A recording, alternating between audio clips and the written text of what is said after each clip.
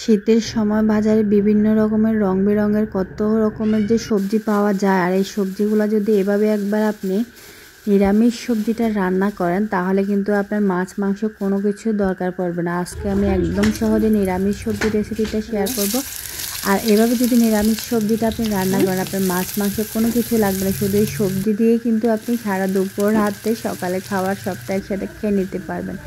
এর জন্য আমি এখানে হাফ কাপ তেল দিয়ে আছি, আর তেলটা একটু ভালো করে গরম করে দিয়ে দিলাম পেঁয়াজ। হাফ কাপ পেঁয়াজটা একটু লালচে করে হালকা একটু ব্রাউন করে ভেজে এরপর হাফ চা চামচ আদা বাটা, হাফ চা চামচ রসুন বাটা দিয়ে আবারও সুন্দর করে ভেজে নিয়েছি, সুন্দর একটা ফ্লেভার আসা পর্যন্ত। আদা রসুনটা কিন্তু ইম্পর্টেন্ট, এটা অবশ্যই কিন্তু দিতে হবে, তাই কিন্তু সবজির মেন স্বাদটা আসে। এরপর আমি 1 চা চামচ হলুদের গুঁড়া, 1 চা চামচ মরিচের গুঁড়া, 1 চা চামচ কাশ্মীরি রেড চিলি আর 1 চা চামচ জিরা ধনিয়া গুঁড়া, 1 চা চামচ লবণ দিয়েছি। কাশ্মীরি রেড চিলিটা দিয়েছি সুন্দর একটা কালার জন্য। আর প্রত্যেকটা আমি মশলা কিন্তু 1 চা চামচ দিয়েছি। হলুদের গুঁড়াটা এর বেশি কিন্তু দিই না, এর কারণটা হচ্ছে সবজি রান্না কিন্তু হলুদের কালারটা খুব বেশি হলে ভালো লাগে না, তো যার কারণে আমি সবগুলো 1 চা চামচ করে দিয়ে এখন এখানে আজকে আমি সবজিটা ব্যবহার করছি আলু আর মূলা।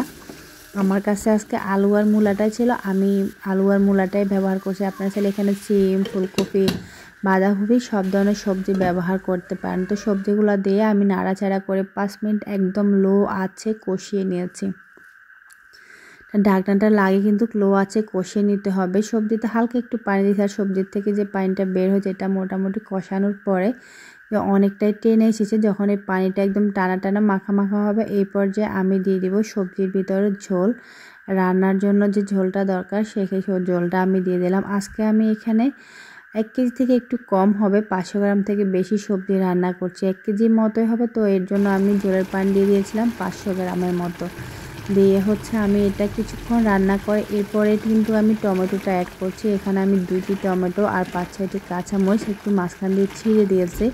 আর এটা প্রথমে যদি দিয়ে ফ্লেভারটাও আসবে না, আর যে এটা সবজিটা নষ্ট হয়ে যাবে। তো এটা আমি যখন সবজিগুলো সিদ্ধ হয়ে আসে এই পর্যায়ে দিয়েছি, আর টমেটোটা কিন্তু 2-1 মিনিট রান্না করলেই সিদ্ধ হয়ে যাবে। আর এটা একদম গলিয়ে ফেলবো না, একটু গোটা গোটা থাকতে ভালো লাগবে।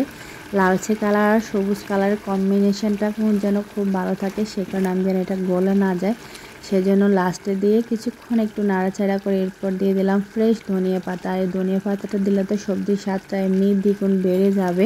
ধনিয়া পাতা দেওয়ার আগে কিন্তু আমি লবণের স্বাদটা চেক করে নিয়েছি, লবণের স্বাদটা কিন্তু ঠিকঠাক আছে। আর ধনিয়া পাতাটা মিক্স করে আমি নামিয়ে নিব। আর ঝোলটা দেখুন একদমই মাখা মাখা আছে, খুব বেশি কিন্তু ঝোল রাখবো না। আর এই পর্যায়ে কিন্তু আমি এটা নামিয়ে নিচ্ছি, আর বেশি রান্না করলে কিন্তু এটা স্বাদ নষ্ট হয়ে যাবে। এই সবজি রান্নার রেসিপিটি কিন্তু খেতে অসম্ভব মজা হয়েছিল। আজকে এ পর্যন্ত, আল্লাহ হাফেজ।